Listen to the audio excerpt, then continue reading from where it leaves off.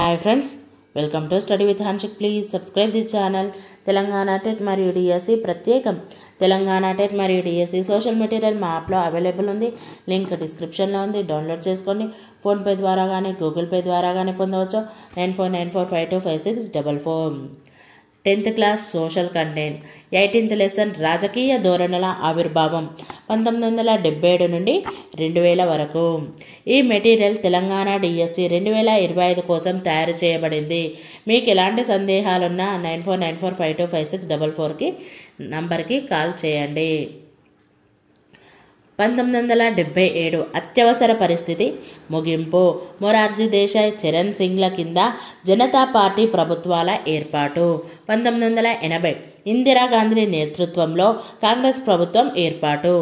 1982 TDP ఏర్పాటు. 1984 operation blue star, Indira Gandhi హత్య. 1985 పంజాబ్పై HS లాంగోవాల్తోనూ, అస్సాంపై ఏఎస్యుతోనూ Rajiv Gandhi ఒప్పందాలు. 1986 మిజో నేషనల్ ఫ్రంట్తో ఒప్పందం. 1987 శ్రీలంకతో ఒప్పందం. 1989 విపి సింగ్, చంద్రశేఖర్లతో జనతాదళ్ ప్రభుత్వాల ఏర్పాటు. 1989 మండల కమిషన్ సిఫార్సుల అమలుకు నిర్ణయం.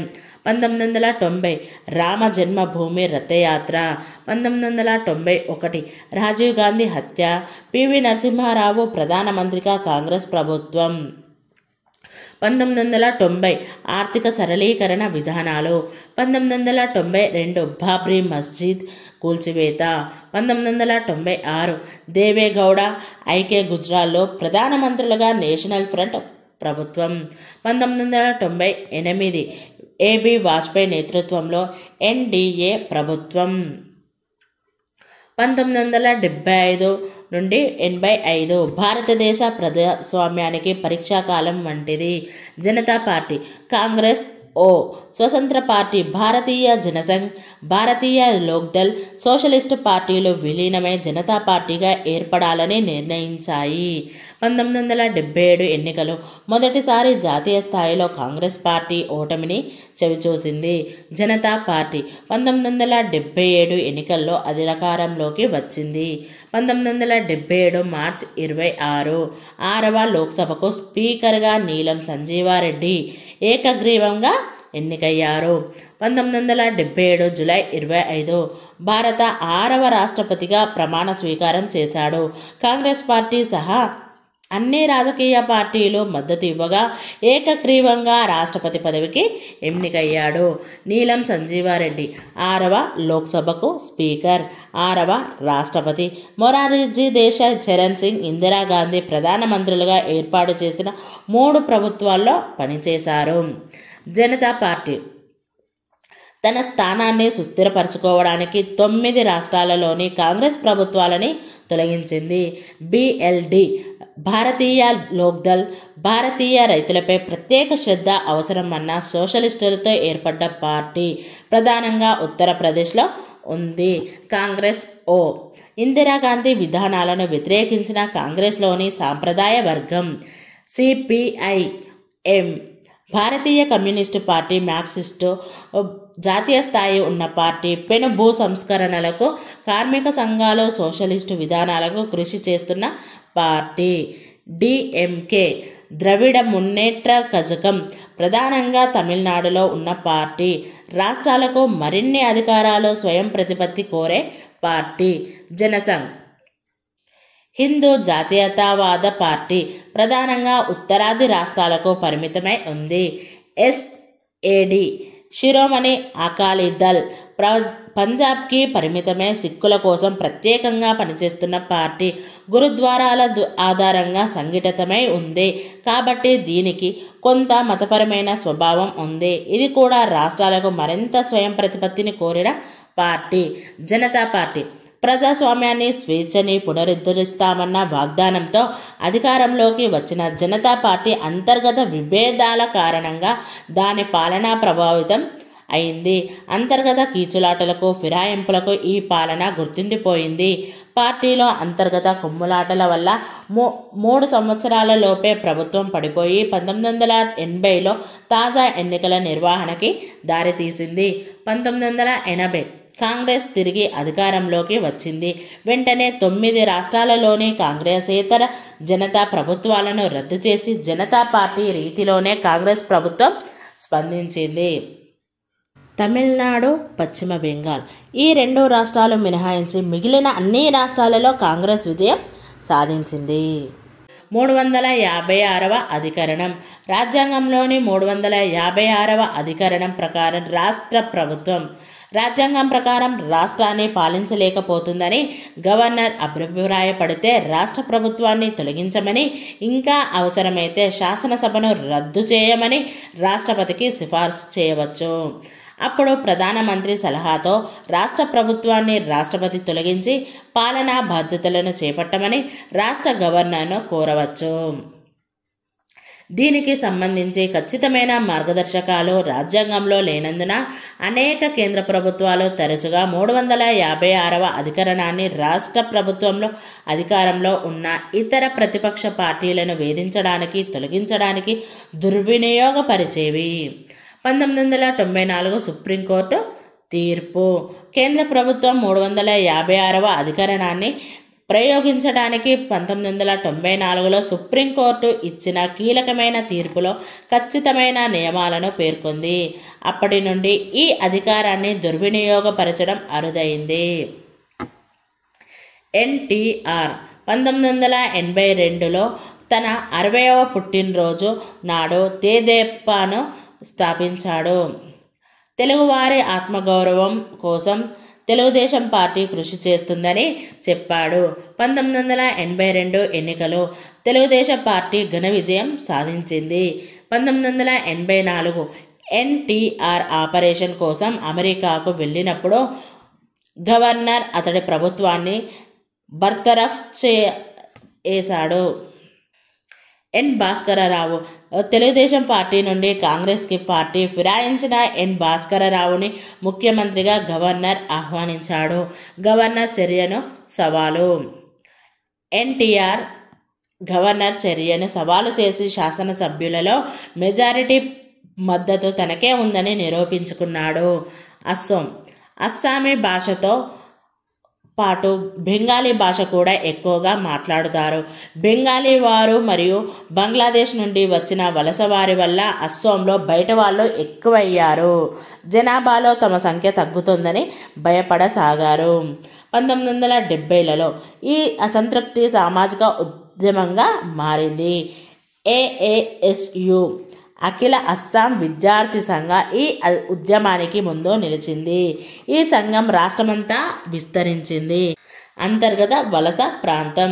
అస్సాంని అంతర్గత వలస ప్రాంతంగా పరిగణిస్తామని ప్రజలు ఉద్యమించారు. ఉపాధిలో స్థానిక ప్రజలకు అధిక ప్రాధాన్యత ఇవ్వడం, బయట వాళ్ళను తొలగించడం, వనరులను స్థానిక ప్రయోజనం కోసం వినియోగించడం అన్నవి అస్సాం ప్రజలు ప్రధాన కోరికలు. ఈ కోరికలు ప్రజల్లో మతపర భేదాలను సృష్టించాయి. అస్సామేతర ప్రజల పట్ల వ్యతిరేకత అంతిమంగా భారతదేశ వ్యతిరేకతను సంతరించుకోవడంతో పరిస్థితులు విషమించి హింస, అల్లర్లు తీవ్ర రూపం దాల్చడంతో కేంద్ర ప్రభుత్వం దీనిపై దృష్టి పెట్టాల్సి వచ్చింది. 1984 రాజీవ్ గాంధీ చొరవతో కేంద్ర ప్రభుత్వం ఏఏఎస్యు 3 సంవత్సరాల చర్యల తర్వాత ఒక ఒప్పందానికి వచ్చారు. తిరిగి సాధారణ పరిస్థితులు నెలకొనేలా దోహదపడడానికి రాష్ట్రంలోని కాంగ్రెసు ప్రభుత్వం ఇంకా తన పదవీ కాలం ఉండగానే ఉదారంగా దిగిపోయి ఎన్నికలకు అవకాశం కల్పించింది. ఏజీపీ అస్సాం గణ పరిషత్ ఏఏఎస్యుకి అనుబంధంగా ఏర్పడిన పార్టీ ఈ ఎన్నికల్లో అధికారంలోకి వచ్చింది.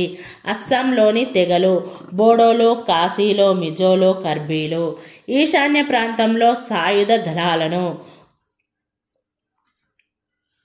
ప్రయోగించడానికి కారణం 3 అంశాలు కారణమయ్యాయి. 1.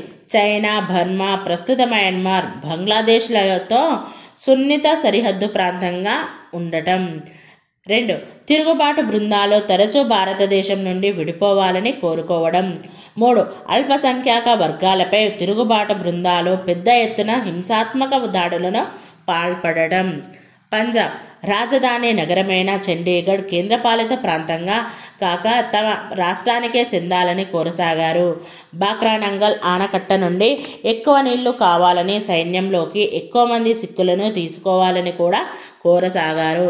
1978 కేంద్రంలో జనతా పార్టీ ఉండగా 1978లో అకాలీదళ్ కొన్ని తీర్మానాలు చేసి వాటిని అమలు చేయాలని కేంద్ర ప్రభుత్వాన్ని కోరింది.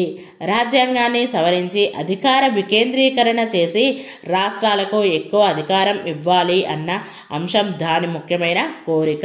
1980 అకాలీ ప్రభుత్వాన్ని రద్దు చేసి తిరిగి కాంగ్రెస్ ప్రభుత్వం రావడంతో సిక్కులు వివక్షతకు గురవుతున్నారన్న భావన పెరిగి ఉద్రిక్త వాతావరణం మరింత తీవ్ర రూపం దాల్చింది. భింద్రన్ వాలే తీవ్రవాద సిక్కుల బృందానికి నాయకుడుగా ఉన్నాడు. వేర్పాటు వాదాన్ని ప్రచారం చేస్తూ సిక్కులకు ప్రత్యేక దేశం ఖలిస్తాన్ కావాలని కోరసాగాడు. ఖలిస్తాన్ సిక్కులకు ప్రత్యేక దేశంగా కావాలని భింద్రన్ వాలే కోరసాగాడు. గోల్డెన్ టెంపుల్ సిక్కు వేర్పాటు బృందాలు సిక్కుల పవిత్ర స్థలమైన గోల్డెన్ టెంపుల్ని ఆక్రమించుకోగా సైన్యం జోక్యం చేసుకోవాల్సి వచ్చింది. తమ పుణ్యస్థలం అపవిత్రమైందని సిక్కులు భావించడంతో వాళ్ళ విజాతీ భావం మరింత తీవ్రమైంది. 1984 ప్రధానమంత్రి ఇందిరాగాంధీ హత్య. దీని తర్వాత అల్లర్లు చెలరేగి ప్రత్యేకించి ఢిల్లీలో వేలాది మంది సిక్కులపై దాడులు చేసి వాళ్ళ ఆస్తులను విధ్వంసం చేసి హత్య చేశారు. ఎస్ఏడితో చర్చలు. రాజీవ్ గాంధీ ప్రధాని అయిన తర్వాత ఎస్ఏడితో చర్చలు జరిపి ఎస్ఏడి అధ్యక్షుడు సంత్ లోంగోవాల్తో ఒప్పందం కుదుర్చుకున్నాడు. లోంగోవాల్ హత్య. పంజాబ్లో ఎన్నికలు నిర్వహించి ఎస్ఏడి గెలిచిన తీవ్రవాదులు లోంగోవాల్ని హత్య చేయడంతో శాంతి ఎక్కువ కాలం నిలవలేదు. 1986 ఏప్రిల్ అకల్ తఖ్త్ వద్ద సమావేశంలో ఖలిస్తాన్ని స్వతంత్ర దేశంగా ప్రకటించారు. స్వతంత్ర దేశం కోసం పోరాడుతామన్న అనేక బృందాలు సాయుధ దళాలను ఏర్పరిచి తీవ్రవాద చర్యలకు పాల్పడసాగాయి. ఈ బృందాలకు పాకిస్తాన్ ప్రభుత్వం క్రియాశీలక మద్దతు ఇస్తుందని భారత ప్రభుత్వం పేర్కొనసాగింది. పంజాబ్లో ఒక దశాబ్ద కాలం పాటు హింస, ఘర్షణలు చోటు చేసుకున్నాయి. పంజాబ్, ఢిల్లీ మధ్య పౌరులుండే ప్రాంతాల్లో బాంబు పేలుళ్ల వంటి చర్యలు చేపట్టారు. 1991 1000 మంది దాకా చనిపోయారు. 1980ల చివరి నాటికి అంతిమంగా పంజాబ్లో శాంతి విల్లవిల్సింది. రాజీవ్ గాంధీ నేతృత్వంలోని కాంగ్రెస్ అంతకు ముందెన్నడూ లేనంతగా ఎన్నికల్లో ఘన విజయం సాధించింది. శాంతి ప్రక్రియలు. రాజీవ్ గాంధీ పంజాబ్, అస్సాం, మిజోరంలలో పొరుగు దేశమైన శ్రీలంకలో కూడా శాంతి ప్రక్రియలు మొదలు పెట్టాడు. శ్రీలంకలో ఘర్షణ పడుతున్న ఇరు పక్షాల మధ్య శాంతి నెలకొల్పడానికి భారతదేశం సైన్యాన్ని పంపించింది. దీనికి తమిళలో శ్రీలంక ప్రభుత్వం అంగీకరించకపోవడం వల్ల ఇదొక దుస్సాహస చర్యగా పరిణమించింది. 1989 అంతిమంగా భారతదేశం తన సైన్యాన్ని వెనక్కి తీసేసుకుంది. రాజీవ్ గాంధీ ఉపన్యాసం.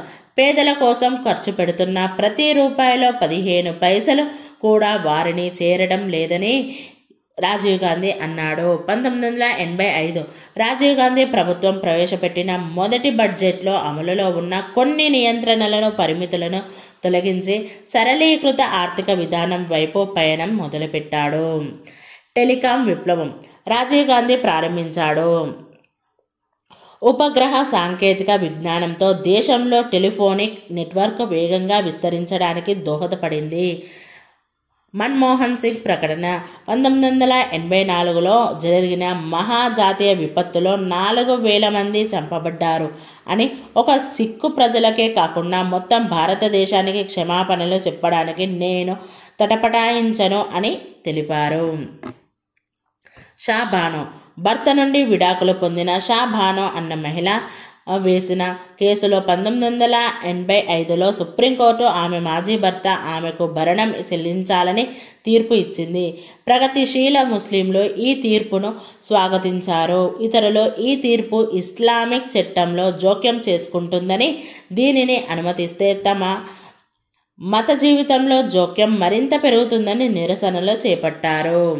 1986 ఛాందసవాద వర్గాల ఒత్తిడికి లోనైన ప్రభుత్వం 1986లో కొత్త చట్టం వేసింది. దీని ప్రకారం ముస్లిం భర్తలకు ఎలాంటి బాధ్యత లేకుండా చేసి విడాకులు పొందిన మహిళలకు 3 నెలల పాటు ముస్లిం మత సంస్థల భరణం ఇస్తే సరిపోతుంది. ఈ చర్య ముస్లిం మహిళల ప్రయోజనాలను కాదని మత ఛాందసవాదులకు తల ఒగ్గిందని చాలామంది భావించారు. 1986 బాబ్రీ వివాదంలో కోర్టు తీర్పు ఇస్తూ మసీదును సంవత్సరం పొడవునా తెరిచి ఉండవచ్చునని, హిందువులను రోజువారీ పూజలకు అనుమతించాలని ఆదేశించింది. మార్కెట్ కోసం ఉత్పత్తి చేస్తున్న రైతులు వ్యవసాయ ఉత్పత్తులకు మెరుగైన ధరల కోసం డీజిల్, రసాయనిక ఎరువులు, విద్యుత్ వంటి ఉత్పాదకాలపై సబ్సిడీల కోసం పోరాడసాగారు. మహేంద్ర సింగ్ తికాయత్ ఉత్తరప్రదేశ్, హర్యానాలోని రైతులు మహేంద్ర సింగ్ తికాయత్ నేతృత్వంలో పోరాటం చేస్తున్నారు. శరత్ జోషి మహారాష్ట్రలోని రైతులు శరత్ జోషి నాయకత్వంలో పోరాడసాగారు. స్వీడిష్ ఉత్పత్తిదారులు భారతీయ సైన్యానికి శస్త్రజ్ఞులు సరఫరా చేసిన స్వీడిష్ ఉత్పత్తిదారుల ద్వారా అనేక మంది నాయకులకు ప్రత్యక్షంగా పరోక్షంగా ముడుపులు ఉంటాయని ఆరోపణలు వచ్చాయి. విపి సింగ్ ఈ ఆరోపణలు ఖచ్చితంగా నిరూపించబడకపోయినా మంత్రివర్గంలోని మాజీ మంత్రులైన విపి సింగ్ వంటి కొంతమంది నాయకత్వంలో బలమైన ఉద్యమం సాగింది. 1989 ఎన్నికలు కాంగ్రెసేతర రాజకీయ పార్టీలు ఏకం కావడంతో కాంగ్రెస్కి గెలవడం కష్టమైపోయింది. అన్నిటికంటే కాంగ్రెస్కి ఎక్కువ సీట్లు వచ్చినా ఒంటరిగా ప్రభుత్వాన్ని ఏర్పాటు చేసే స్థితిలో లేదు. విపి సింగ్ నేతృత్వంలో జనతాదళ్తో మొదటి సంకీర్ణ ప్రభుత్వం ఏర్పడింది. 1989 నుండి జాతీయ స్థాయిలో ఏర్పడిన ప్రభుత్వాలన్నీ సంకీర్ణ లేదా మైనారిటీ ప్రభుత్వాలే. కేంద్రంలో ప్రభుత్వాన్ని ఏర్పాటు చేయడానికి అనేక జాతీయ, ప్రాంతీయ పార్టీలు కలవవలసి వచ్చేది. తొలి సంకీర్ణ ప్రభుత్వాలు చాలా అస్థిరంగా ఉండి వాటి పూర్తి కాలం కొనసాగలేకపోయాయి. తర్వాతి సంకీర్ణ ప్రభుత్వాలు పలు విధానాల ద్వారా భాగస్వాముల మధ్య మరింత అవగాహన సాధించగలిగాయి. ఫలితంగా బీజేపీ నేతృత్వంలోని ఎన్డీఏ, కాంగ్రెస్ నేతృత్వంలోని యూపీఏ లాంటి సంకీర్ణ ప్రభుత్వాలు తమ పూర్తి కాలం పదవిలో కొనసాగాయి. 1970లో 1980ల మధ్య భారతదేశం సాంకేతిక సహకార సంఘాల వంటి వాటిలో ఎన్నో విజయాలను సాధించింది. NDA National Democratic Alliance, UPA United Progressive Alliance వామపక్ష పార్టీలో భారత communist party CPI, forward bloc revolutionary socialist party, భారత కమ్యూనిస్టు పార్టీ, మార్క్సిస్టు, సిపిఎం. 1977 పశ్చిమ బెంగాల్ రాష్ట్ర ఎన్నికల్లో గెలిచి సిపిఎంకి చెందిన జ్యోతి బసు నాయకత్వంలో వామపక్ష ప్రభుత్వాన్ని ఏర్పాటు చేశాయి. రాష్ట్రంలో అసంపూర్తిగా ఉండిపోయిన భూ సంస్కరణలను ముందుగా చేపట్టింది.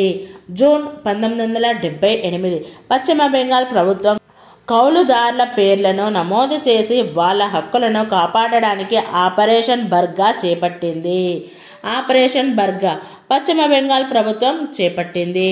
బర్గాదారులు కౌలుదారులను బెంగాలీలో బర్గాదారులు అంటారు. వీళ్ళు భూస్వాముల భూములను సాగు చేస్తూ పంటలో అధిక భాగం వాళ్ళకి కౌలుగా చెల్లిస్తూ ఉండేవాళ్ళు. ఆపరేషన్ బర్గా ఫలితం కౌలుదారులను భూస్వాములు బలవంతంగా తొలగించడానికి వీలు లేకుండా పోయింది. పశ్చిమ బెంగాల్తో వ్యవసాయ ఉత్పత్తి 30% దాకా పెరిగింది. నేషనల్ ఫ్రంట్ 1989-90 అధికారంలో ఉన్న ముఖ్యమైన కొన్ని పార్టీలు జేడీ, డిఎంకే, ఏజీపీ, టీడీపీ, జమ్మూ మరియు కాశ్మీర్ నేషనల్ కాన్ఫరెన్స్, జేకేఎన్సీ మద్దతు ఇచ్చిన పార్టీలు సిపిఎం, సిపిఐ, బీజేపీ, యునైటెడ్ ఫ్రంట్ 1996 to 1998. అధికారంలో ఉన్న ముఖ్యమైన కొన్ని పార్టీలు జేకేఎన్సీ, టీడీపీ, టీఎంసీ, సిపిఐ, ఏజీపీ, డిఎంకే, ఎంజీపీ. మద్దతు ఇచ్చిన కొన్ని పార్టీలు సిపిఎం, నేషనల్ డెమోక్రాటిక్ అలయన్స్ 1998 నుండి 2004. అధికారంలోకి ఉన్న ముఖ్యమైన కొన్ని పార్టీలు జేడీయూ, ఎస్ఏడి, ఏఐఏడిఎంకే, జేకేఎన్సీ, తృణమూల్ కాంగ్రెస్, బిజు జనతాదళ్, శివసేన. మద్దతునిచ్చిన కొన్ని పార్టీలు టీడీపీ, జనతాదళ్. వెనుకబడిన తరగతుల ప్రజలకి కూడా అవకాశాలు కల్పించడంపై, వాళ్ళని కూడా కలుపుకొని అభివృద్ధి సాధించడంపై జనతాదళ్ దృష్టి కేంద్రీకరించింది. మండల కమిషన్ నివేదిక. ప్రభుత్వ ఉద్యోగాల్లోనూ విద్యా సదుపాయాల్లోనూ ఇతర వెనుకబడిన తరగతులకు, ఓబీసీలకు రిజర్వేషన్లు ఉండాలని సిఫార్సు చేసిన మండల్ కమిషన్ నివేదికను నేషనల్ ఫ్రంట్ ప్రభుత్వం వెలికితీసింది. 27% రిజర్వేషన్లు. ఈ కమిషన్ గుర్తించిన సామాజిక, విద్యాపరంగా వెనుకబడిన తరగతులకు ప్రభుత్వ ఉద్యోగాల్లో 27% రిజర్వేషన్లు కల్పించామన్న మండల కమిషన్ ముఖ్యమైన సిఫార్సుని అమలు చేస్తున్నట్లు విపి సింగ్ ప్రభుత్వం ప్రకటించింది. ఈ ఆదేశాలతో అనేక నిరసనలు ప్రత్యేకించి ఉత్తర భారతదేశంలో చెలరేగాయి. దక్షిణాదిన అప్పటికే అనేక రాష్ట్రాలు ఓబీసీలకు అధిక శాతం రిజర్వేషన్లను అమలు చేస్తున్నాయి. 1992 స్థానిక స్వపరిపాలనకు రాజ్యాంగ గుర్తింపునిస్తూ 1992వ సంవత్సరంలో విపి నరసింహారావు ప్రభుత్వం 73, 74వ రాజ్యాంగ సవరణ చేసింది. 73వ సవరణ గ్రామ స్థాయిలో స్థానిక స్వపరిపాలన ప్రభుత్వాలను కల్పించింది. 74వ సవరణ పట్టణ నగరాలకు వాటి స్థాయిలో ప్రభుత్వాలను సార్వత్రిక వయోజన ఓటింగ్ ద్వారా మొట్టమొదటిసారి ఎన్నుకున్నారు. 1/3 మొత్తం స్థానాలలో 1/3 1/3 స్థానాలను స్త్రీలకు కేటాయించారు. షెడ్యూల్డ్ కులాలు, షెడ్యూల్డ్ జాతులు వీరికి కొన్ని స్థానాలను రిజర్వ్ చేశారు. రాష్ట్ర ప్రభుత్వాల అభిప్రాయాలను గౌరవిస్తూ స్థానిక స్వపరిపాలన ప్రభుత్వాలకు ఉండే విధులు, అధికారాలను రాష్ట్ర ప్రభుత్వాల నిర్ణయానికి వదిలిపెట్టారు. అందువల్ల దేశవ్యాప్తంగా పనిచేసే స్థానిక స్వపరిపాలన ప్రభుత్వాల అధికారాలలో తేడాలు ఉంటాయి. దళితుల ప్రయోజనాలకు ప్రాతినిధ్యం వహిస్తున్నామనే బహుజన సమాజ్ పార్టీ, పైకెదుగుతున్న జాట్, యాదవుల వంటి కులాలకు ప్రాతినిధ్యం వహించే ప్రాంతీయ పార్టీలు భారతదేశ రాజకీయాలలో ముఖ్య పాత్ర పోషించసాగాయి. భారతీయ జనతా పార్టీ దేశంలో జాతీయతావాదం ఆధారంగా దేశాన్ని నిర్మించాలన్న రాజకీయ ధోరణికి భారతీయ జనతా పార్టీ నేతృత్వం వహిస్తోంది. ప్రజాస్వామ్యం, లౌకికవాదం వంటివి పాశ్చాత్య భావాలని, ఇవి సరిపోవని పురాతన భారతీయ సంస్కృతి నుండి మనం నేర్చుకోవాలని ఈ పార్టీ విశ్వసిస్తోంది. అయితే మత గురువులు నడిపే మతపరమైన రాజ్యానికి బీజేపీ వ్యతిరేకం. ఒకే పౌర చట్టం, లౌకిక రాజ్యం అల్పసంఖ్యాక వర్గాలను మాత్రమే ప్రత్యేక సదుపాయాలు కల్పించడం కాకుండా దేశ ప్రజలందరికీ సమదృష్టితో చూస్తూ ఒకే పౌర చట్టాన్ని అమలు చేయాలని బీజేపీ లౌకికవాద స్వరూపం చర్చను ప్రారంభించింది. 1984 బీజేపీ లోక్సభ ఎన్నికల్లో వీళ్ళు 2 సీట్లు మాత్రమే గెలిచారు. బీజేపీ ఆదరణ. అయోధ్య అంశాన్ని రాముడు పుట్టిన ప్రదేశమంటూ వివాదాస్పద మసీదు ఉన్న చోట గుడి కట్టాలడానికి ఉద్యమం చేపట్టడంతో బీజేపీకి ఆదరణ గణనీయంగా పెరిగింది. రథయాత్ర. ఈ అంశాలకు మద్దతుగా ఎల్కే అద్వానీ 1990లో సోమనాథ్ నుండి అయోధ్య వరకు రథయాత్ర చేపట్టాడు. అద్వానీ అరెస్ట్. బీహార్ ఉద్యమ సమయంలో పెద్ద ఎత్తున మత అల్లర్లు చెలరేగడంతో బీహార్లో అద్వానీని అరెస్టు చేయడంతో ఈ యాత్ర ముగిసింది. రాజీవ్ గాంధీ హత్య. శ్రీలంకకు భారతీయ సైన్యాన్ని పంపడంతో రాజీవ్ గాంధీ పాత్రకు ప్రతీకారంగా శ్రీలంకలోని తమిళ వేర్పాటువాద బృందమైన LTTE చేతిలో ఎన్నికల ప్రచారంలో హత్యకు గురయ్యాడు. తర్వాత కురిసిన సానుభూతి వెల్లువలో కాంగ్రెస్ ప్రభుత్వం అధికారంలోకి వచ్చింది. బీజేపీ బలం. లోక్సభలో బీజేపీ బలం 120కి పెరిగింది. మసీదు ధ్వంసం. 1992 రామాలయ ప్రచారంలో సమీకరించబడిన పెద్ద గుంపు 1992లో అయోధ్యకి చేరి మసీదును ధ్వంసం చేసింది. ఈ ఘటన తర్వాత తీవ్ర నిరసనలు మంత్రకల్లోలాలకు చెలరేగి చాలా ప్రాణ నష్టం జరిగింది. 1991లో VP సింగ్ ప్రభుత్వం పడిపోయినప్పుడు భారతదేశం తీవ్ర ఆర్థిక సంక్షోభాన్ని ఎదుర్కొంటోంది. 1992 PV నరసింహారావు నేతృత్వంలో ఏర్పడిన కొత్త కాంగ్రెస్ ప్రభుత్వం ఈ సంక్షోభాన్ని అధిగమించడానికి అంతర్జాతీయ ద్రవ్యనిధితో సంప్రదింపులు నిర్వహించింది. వ్యవస్థాగత మార్పుల కార్యక్రమం. ఇందుకు IMF అంతర్జాతీయ ద్రవ్యనిధి తీవ్రమైన షరతులను కొన్ని విధిస్తూ వీటినే వ్యవస్థాగత మార్పుల కార్యక్రమం అంటారు. భారతదేశం సరళీకృత ఆర్థిక విధానాన్ని అవలంబించేలా చేసింది. ఈ చర్యల కారణంగా భారతదేశంలోకి విదేశీ సరుకులు రావడంతో భారతీయ పారిశ్రామికవేత్తలకు ప్రపంచ ఉత్పత్తిదారులతో పోటీ పడక తప్పలేదు. ప్రభుత్వం ప్రజలకు ఇచ్చే సబ్సిడీల కోత విధించడం వల్ల చౌక విదేశీ సరుకులు వెల్లువెత్తడంతో ఇక్కడ అనేక కర్మాగారాలు మూతపడడం వల్ల సాధారణ ప్రజలు ఎన్నో కష్టాలకు గురయ్యారు. 20వ శతాబ్దం ముగింపులో భారతదేశం ప్రపంచ మార్కెట్లోకి లాగబడింది. Thank you friends. ఈ వీడియో కనుక నచ్చినట్లయితే లైక్ చేయండి, షేర్ చేయండి, కామెంట్ చేయండి, సబ్స్క్రైబ్ చేయండి ఫ్రెండ్స్.